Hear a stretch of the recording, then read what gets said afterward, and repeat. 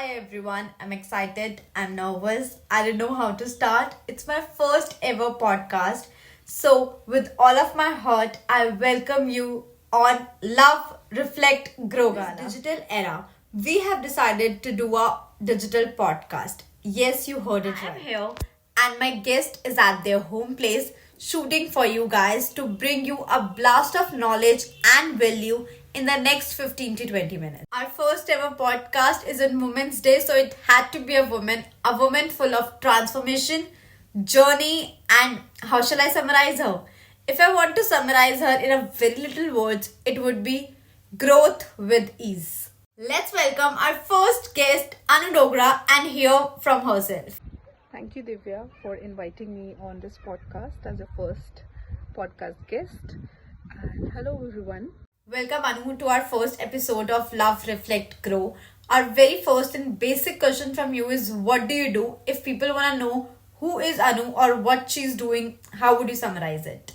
So, these days, I am working as a life coach who is specialized in astrology, tarot reading. I even train people in tarot, theta healing. I've done till advanced theta healing, and many other modalities through which I help people understand what are their dreams, what do they really want, because so many times we are not able to even differentiate between what we want and what we need and what we truly want. So the most important question comes there is, who are we, who am I? Are these dreams mine, or are these that I have inherited from other people, that I have taken up as suggestions from society, from parents, from our peer group? And that's what I believe, that this is my dream. So maybe everyone is pursuing a wrong dream, or they are pursuing it for the supposedly wrong reason, which is uh, behaving out of fear, behaving out of scarcity mindset, thinking that this world is an unsafe place, and therefore they are trying to take certain actions which they believe will eradicate these fears. But that's not the true purpose of coming to this life, taking birth on this planet. And I believe that's what I have done for myself, and I'm able to help people look beyond the illusions of this fear based scarcity mindset. Scarcity can be of anything, whether of money, love, confidence, health, anything. But if the main driving factor is fear, then that dream will not take you far long. And even if that dream is fulfilled, it will not give you that satisfaction, that peace of mind, that uh, settled feeling in your heart, where your inner voice stops poking you and is in peace. So I think that's where I specialize. And I know everyone is looking for growth, and I think that growth can be achieved with ease. There need not be any sharp, drastic measures where you punish yourself, where you become the hard taskmaster for yourself, and force your way to growth. So growth with ease is what I specialize in, and based on the personal requirement, any of these modalities can be used to scan the current existing behavior pattern, what is there in the natal chart, in the birth chart, as per the gifts given to you by the planetary powers, and what are the stress points which you can unlock to you know have your skill set improved. Because so many times we keep on fighting in life without unlocking the intense amount of gifts and energies that we already have, and just unlocking them adds to the adds to the ease. So growth with ease is what I specialize in. A very well explained answer. Like to see beyond your illusion, growth with ease. I think the biggest thing we all would love to have to our life is to know our purpose. अगर आपको अपना purpose पता है, half of the life things are already sorted for you. So the next question I would like to ask you is, what is your opinion on living life? Like we all live in urban areas, but you live far from the city. So how it all has been for you? Say that my idea of living life has evolved over years.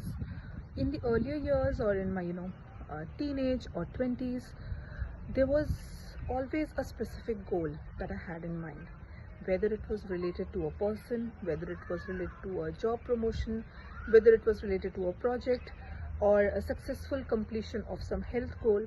So there was always one thing that I felt, if done correctly, would mean that my life is going great, and I'm living my life well.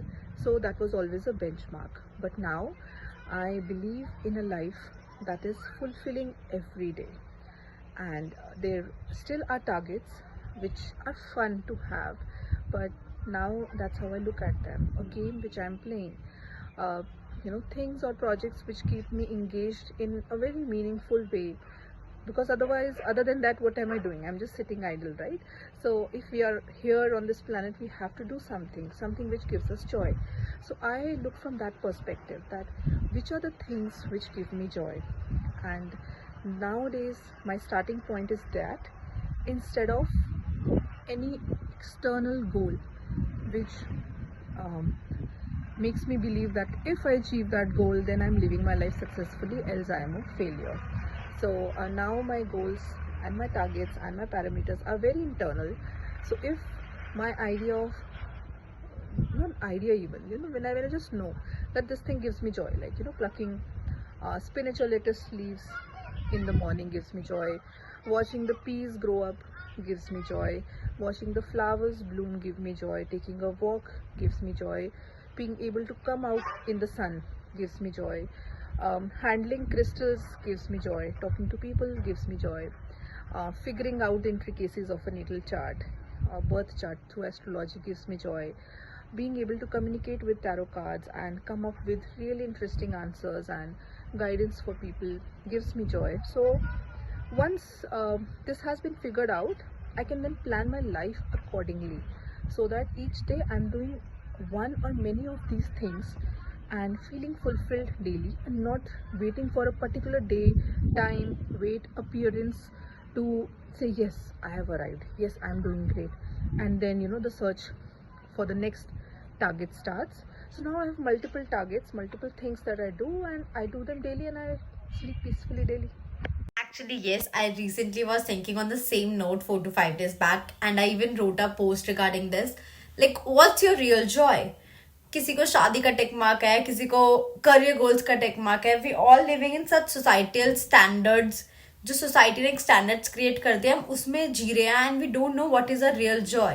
Like जो आपने चीजें बताई ना छोटी छोटी, that's actually the real joy of. Yes guys, we would like to know what's your real joy. Actually we both would be very interested to know what's your real joy in life. Comment down below. This leads to our next question for Anu, that is, what is your journey till now? I know it is truly an example of your life, but we would like to hear it from you itself. So I would say that this journey, which intensified in last 2-3 years because I became more mindful, but it's been a journey which has been going on from last 2 decades, or maybe since childhood. This was a journey where I was like, in childhood I was in touch with my basic instincts like intuition, connecting with stars, planets, being mesmerized by nature, loving the mountains because I belong to mountains. My parents belong there, and talking to plants, touching them, and slowly, as we grew up, the external targets started coming up. So a thing as simple as this, because I was just naturally good in studies, I would just come first, just like that. No extra pressure, no extra stress.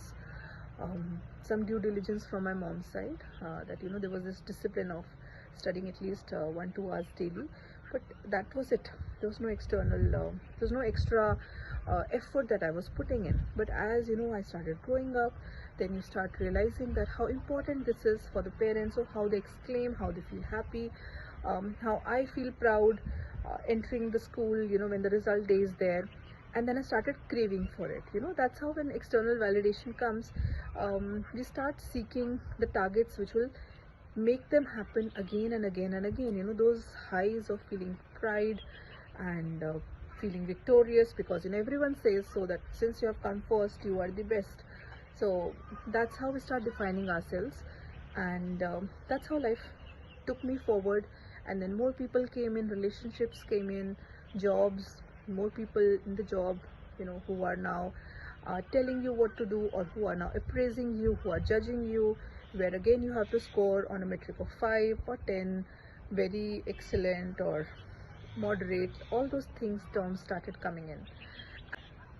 I think that's when I left every parameter of my happiness, or every source of my happiness, to the outside world, and thought that if only this can change, it will make me happy.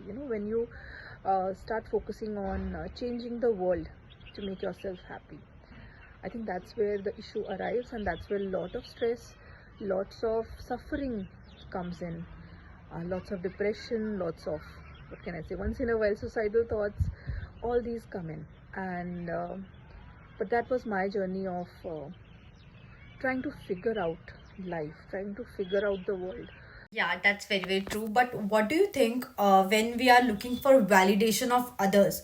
कि I know मैं सही कर रही हूँ, but अगर सामने वाला जब तक मुझे नहीं बोलेगा कि no Divya you are doing right on your parts, like we are looking for our happiness for the validation of others, कि अगर इस फलाना बंदे ने या if are loved one validated us, then only we are happy. That time it seemed that if only a person changed this way, I can be happy. If only the job could be in this setup, where I am allowed to be out more, not staying inside the, or I'm giving projects for which there is a lot of field work. I remember certain PR project where we had to work with government and NGOs, and I would personally give more time there and not spend more time in my real job, which was like account management and handling, going to offices of Amazon and dealing with first cry. I was more inclined going to that PR meetings, working with NGOs, figuring how we can provide sanitation solutions to the villages. So that's where I was trying to stay in the model of the world, but try to what should I say, tip it little bit towards the things which make me happy. So you see, there was still an effort of changing or adjusting the outside world to make me happy, rather than finding a way which will make me happy, or trying to find a house which has a lot of garden space, or maybe going late to office because I wanted to spend more time in the greenery and not just leave the plants in a rush.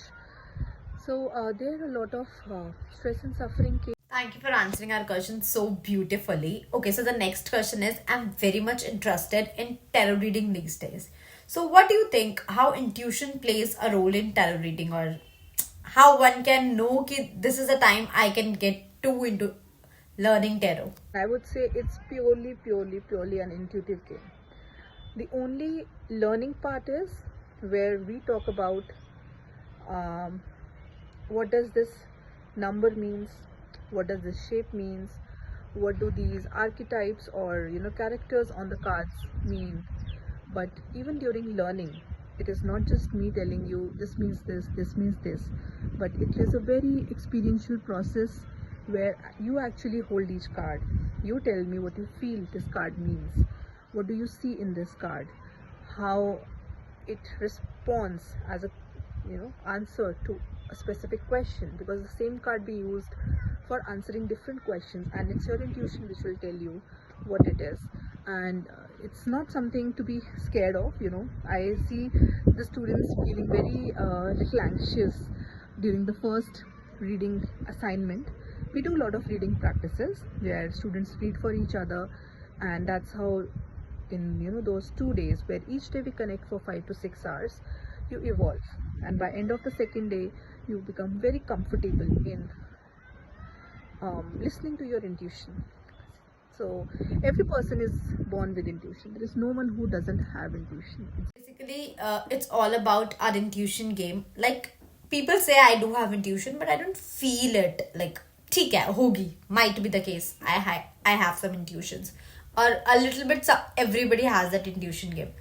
But is there any way that we can enhance our intuitions? To enhance intuition, like when you're in touch with nature, when you're more grounded, that's when intuition rises.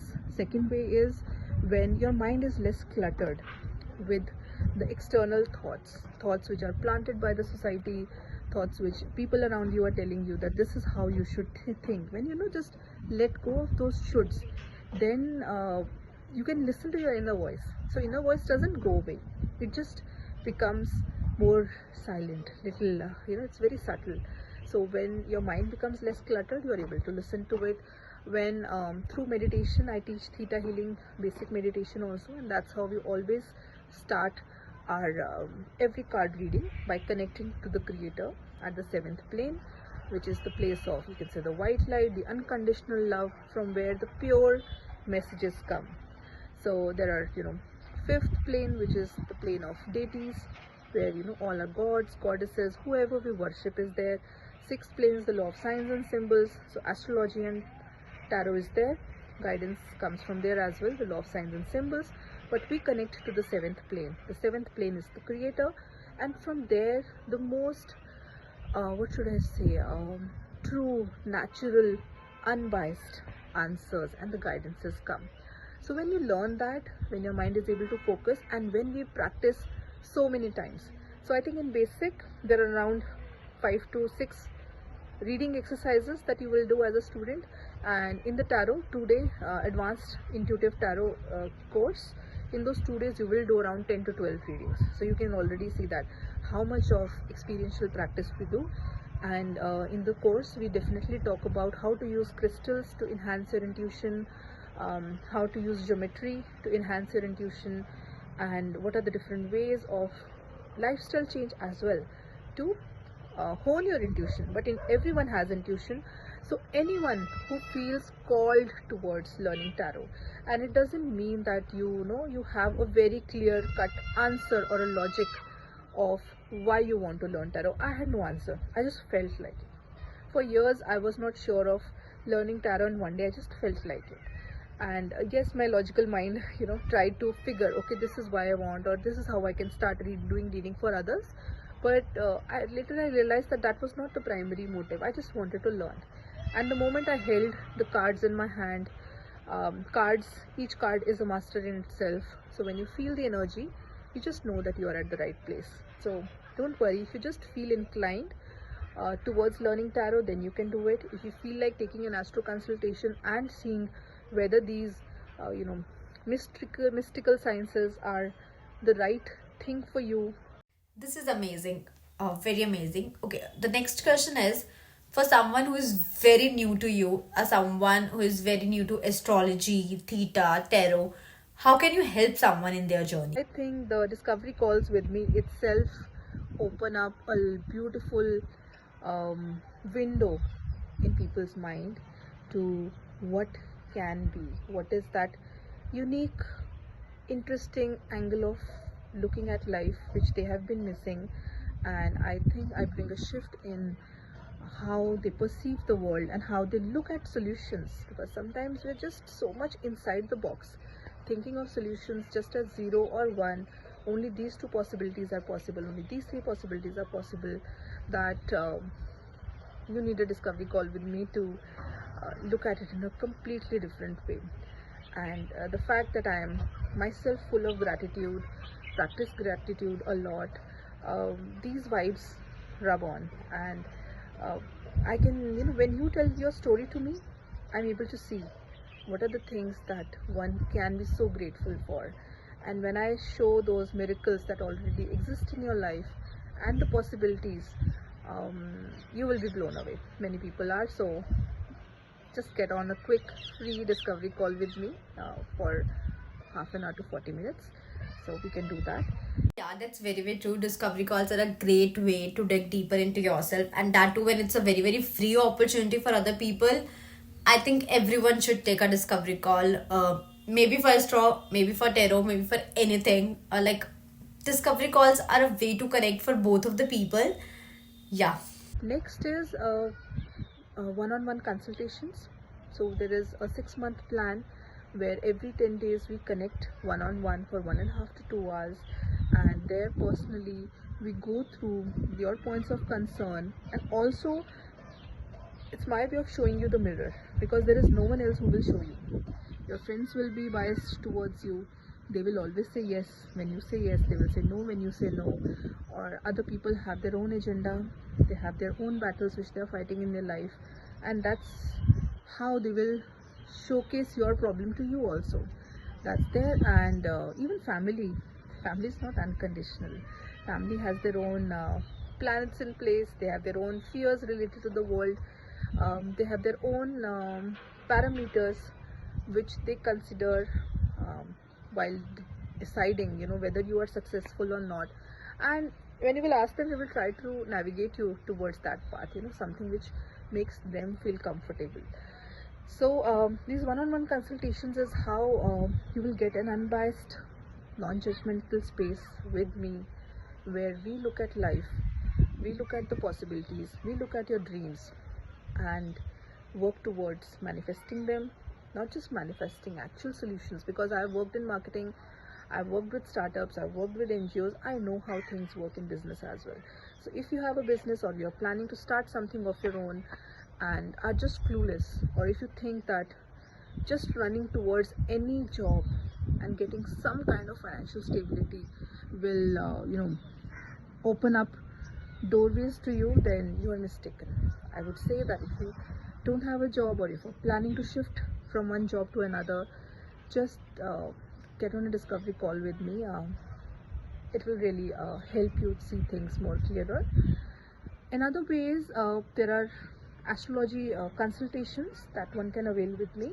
So there is a 90 minutes astro consultation where we go through the entire chart, and I showcase to you what are the gifts you are born with, what are the stress points or the stressful energies which are working right now in your life, how one area of your life is interconnected with the other area, and how in order to start making one area work, there is so much that you can do throughout your life, and what is possible and what is there that you can maybe just accept. So there is a little bit of life coaching there as well, and trust me, it becomes super interesting, and you will again come out with not just knowing about your chart, but also a new way of thinking. That sounds amazing. So, guys, basically, you can have many ways to get in touch with Anu. There are various ways she can help you guys to grow with ease. So, if not anything else, you can't decide, then just get her on discovery call, book a discovery call for yourself. Like I said, I have a strong Uranus, so Uranus planet. So, new way of thinking you will always get whenever you talk to me. Another way is tarot. Yeah. First podcast ends here. We are happy to have you all here. So if you have any questions related to astrology, theta, tarot reading, discovery calls, any questions with Anu, please drop in the comment section below and let us know if you want us to have a part 2 with her.